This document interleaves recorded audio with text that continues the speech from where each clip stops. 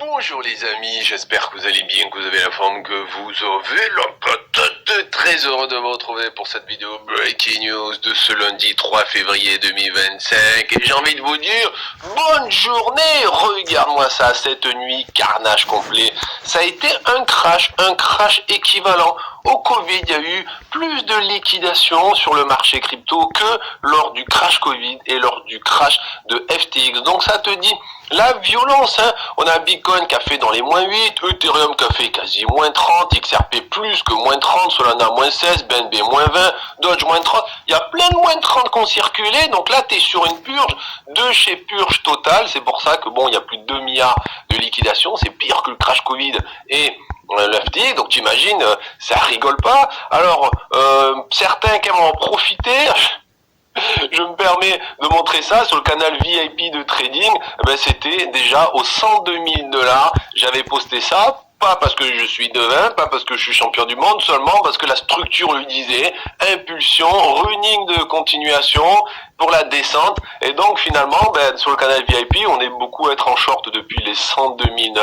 Alors tu comprends bien que quand tu es en short depuis les 102 000, tout se passe bien. Pourquoi si je te montre ça, c'est parce que on n'oublie pas qu'on a ce gros régular géant dont l'objectif, après, lors du retournement haussier, doit taper les 108, 109 000 $. D'accord? Donc, d'un côté, on crash, on a l'équivalent de crash qu'on a eu dernièrement, mais souvenez-vous, après ces crashs-là, a beaucoup poussé. Je dis pas que c'est certain, là, c'est bon, on va exploser en mode tout le monde. Je dis juste, attention, la structure elle-même, moi je suis juste un lecteur de structure, un analyste, nous dit, si la structure n'est pas invalidée et tant qu'elle ne casse pas les 89 067 $, la structure, ce régular, restera valide. Après, ça sera un retournement en mode deuxième mode. Bon.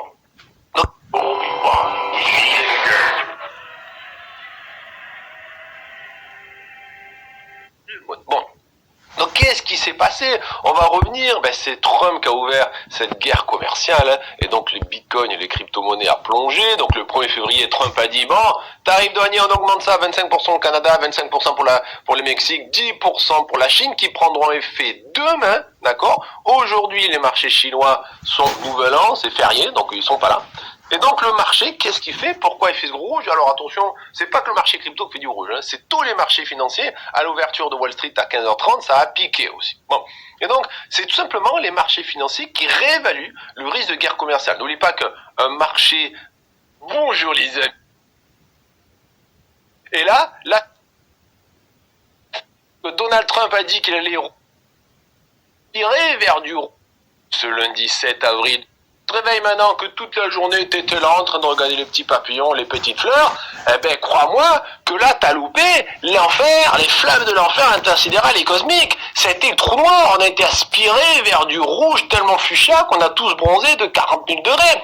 C'était carnage aujourd'hui. Et tout d'un coup, il y a une fake news qui est arrivée il y a genre 20 minutes et les marchés plaf, ont explosé à la hausse. En gros, la fake news, c'était que Donald Trump a dit qu'il allait repousser tous les tarifs douaniers de 90 jours. Les marchés, mais en ni une ni deux, bombe nucléaire au sirop.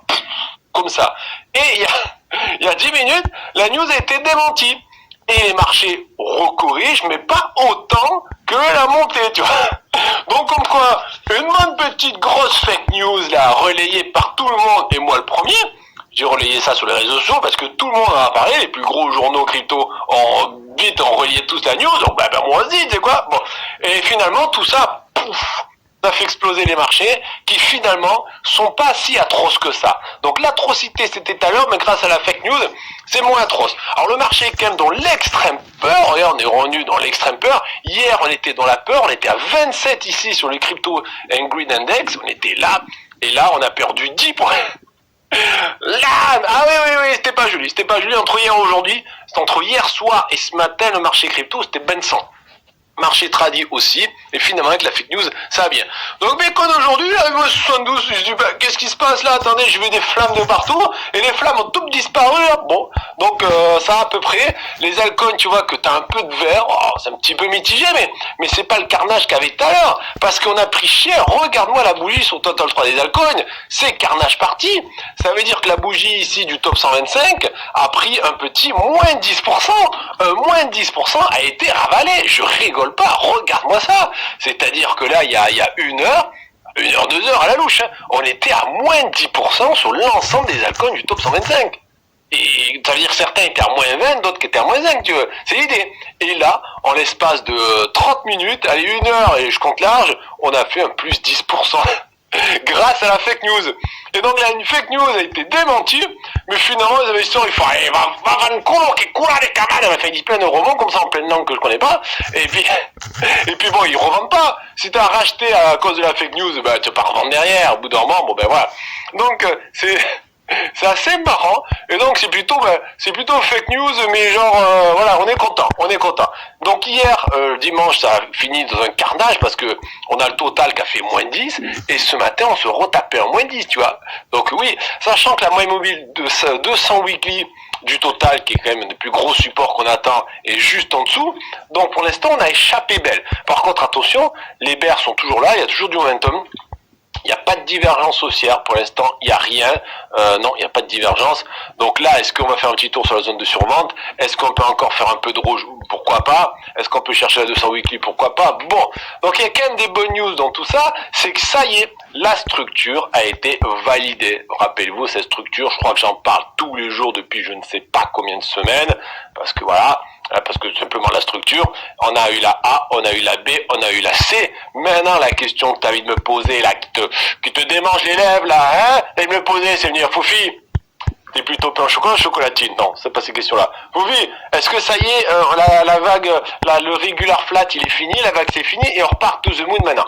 Alors déjà, t'as bien compris que lorsqu'on valide un regular flat, ben après il y a une hausse, ça part. Est-ce que ça, c'est le départ de la hausse? Ben on n'est pas sûr encore. Il faut un vrai setup, il faudrait un setup. Là, c'est la fake news qui a fait tout pomper.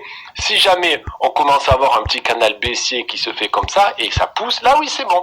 C'est la validation du régular et c'est parti mon kiki pour aller en haut. Maintenant attention, on pourrait se retourner et peut-être que la vague là n'est pas finie. Hein. On peut revenir chercher les plus bas et chercher la 200 wiki. Donc là c'est trop tôt parce qu'aujourd'hui c'est la journée un peu de fou, tu vois. Donc il se passe des choses vraiment, une volatilité mais de nucléaire sur les marchés. Est-ce qu'on peut valider maintenant le régular et partir à mode c'est parti to the moon? Ça reste possible, mais c'est pas dit, ça peut revenir encore taper. Donc faut faire attention. Alors, celui qui nous donne des petites infos bien croustillantes là qu'on aime, c'est notre petit Bitcoin d'amour au 78 000. Alors notre petit Bitcoin d'amour, il est quand même allé chercher ce matin les 74 400 $. C'est-à-dire hier, il a clôturé sa semaine, enfin le dimanche, un petit moins 6% pour clôturer le petit dimanche. Et ce matin, il a refait un petit moins 5, tu vois. Bon, et là, la fake news a fait que boum, la bougie est entièrement ravalée. Et là, on démentit la fake news et finalement, je vais pas revendre. Ah, j'ai racheté, je vais pas revendre. Bah, ils ont raison. Donc, bon. Et donc, tant mieux. Merci la fake news. Alors, merci à ceux qui ont bien diffusé la fake news. Mais attention, ceux qui ont diffusé la fake news, c'est pas des petits pimpins comme moi. Ça vient de en haut, de l'entourage de Donald Trump. Hein, ça vient de très très haut, d'accord? Bon. Bref. Qu'est-ce qu'on voit de beau? On voit que le prix du Bitcoin, quand on prend de là à de là, il descend. Quand on prend de là à de là, avec ici un petit géranium, il monte. Et donc, qu'est-ce que c'est? C'est une divergence haussière daily. Et ça, c'est beau. Ça veut pas dire que le bottom, il est là, c'est bon, on a bottomé, maintenant c'est parti tout le monde. Ça veut pas dire ça. Ça veut dire que le bottom, il va bientôt se créer. Ou il est déjà là, ou dans pas longtemps, il peut se faire. En tout cas, ça aide les divergences haussière daily.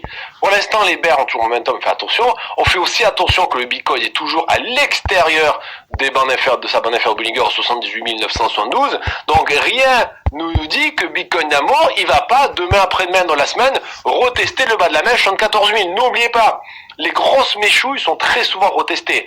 Donc un Bitcoin qui revient tatouiller les 74 000, ça reste très possible. Ok. Maintenant, on a la moyenne mobile 50 weekly, qui est un puissant support qui est au 76 769, qui pourrait aussi bien retenir le prix. Il a retenu le prix là, il pourrait retenir le prix là aussi, tu vois. Bon, donc finalement, tout ça pour dire que dans cet éclatage tout ce par terre, eh bien on a un peu de la lumière de Satoshi Nakamoto qui vient sur nous. Et c'est bon. Voilà. Alors au niveau de la structure, ça y est, on a validé enfin la structure. Et rappelez-vous, on parlait hier, qu'est-ce qu'on disait hier? Je disais, Foufi, dis-moi un scénario. Ben, je me suis mouillé pour un scénario, mais bon, j'ai juste évoqué un scénario comme ça, d'accord? Ce qui serait beau, c'est vu qu'on a un gap sur les contrats futurs à fermer aux 83 000 $, ok? Le gap, là, tu l'as ici. Le gap affilé, il est au, allez, j'arrondis aux 84 000. Tu vois, il reste 6%, le Bitcoin a monté pour le filer. Donc, vu qu'on a un gap ici, allez, j'arrondis vers les 84 000, même si exactement, non, exactement, je vais te le dire, sur le daily, on a clôturé dimanche à 83 500. Bon. Donc, il y a un gap à finir à clôturer aux 83 500. Et donc, un scénario beau, ça serait quoi? Je vous disais, ben, il faut qu'il valide la structure. Hier, on était à peu près là. Et un scénario sympa, c'était, il tombe dimanche, lundi, bim, tu tombes. Tu vas valider la structure pour créer le gap haussier aux 83 500. Et comme ça, tu as un beau gap haussier. Et après, zoom, après avoir validé la structure, tu repars. Et grâce au gap qui fait un petit effet propulsion et ça part. Mais c'est marrant parce que pour l'instant, ben, lundi est tombé et les gaps on les pas cherché, il y a un gap à fil encore. Et donc pourquoi c'est beau? Déjà premièrement, on a validé la structure, petit A, petit B, petit C, ça y est, on a pété les 76 769 $.